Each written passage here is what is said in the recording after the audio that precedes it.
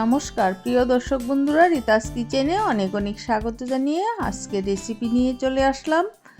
আজ আমি সরপুঁটি মাছ দিয়ে ধনেপাতা কুচি কালো জিরা ফোড়নে মাখা তরকারি করব। হাফ কেজি মাছ নিয়ে এসছে, তার মধ্যে আমি 2টি মাছ নিয়েছি আজ মাখা তরকারি করার জন্য।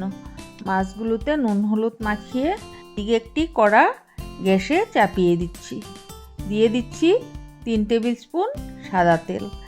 এবার মাছগুলো ভেজে নেব।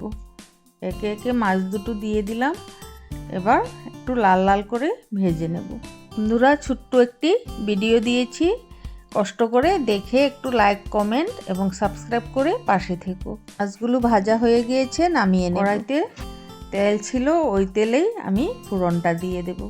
ফোড়নে দিচ্ছি কালো জিরে, এবার দিচ্ছি কাঁচা লঙ্কা বাটা। এই তরকারিটাতে আহামরি মশলা কিছুই লাগে না, সামান্য একটু জিরে ধনে বাটা দিয়েই মাছটা রান্না করলে খেতে দুর্দান্ত হয়।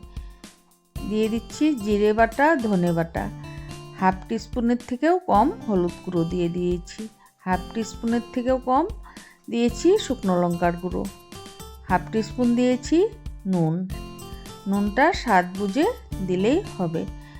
এবারে মশলাটা একটু কষিয়ে নিয়ে আমি 3টে ছোটো ছোটো সাইজের টমেটো টুকরো করে দিয়ে দিচ্ছি। ভালোভাবে নেড়ে চেড়ে 5 মিনিটের মতো কষিয়ে নিলাম। তারপর দিয়ে দিচ্ছি 1 গ্লাস জল। জ্যান্ত মাছ দিয়ে এভাবে ঝটপট তরকারিটা রান্না করে একবার খেয়ে দেখো। মাছগুলো দিয়ে 5 মিনিটের মতো ফুটিয়ে নিলেই রান্নাটা কমপ্লিট হয়ে যাবে। বন্ধুরা, এভাবে একবার বানিয়ে খেয়ে দেখো, দারুণ লাগবে খেতে। নামানোর আগে ধনেপাতা কুচি দিয়ে দিলাম। বন্ধুরা, ভিডিওটি ভালো লাগলে লাইক কমেন্ট সাবস্ক্রাইব করতে ভুলো না। ধন্যবাদ।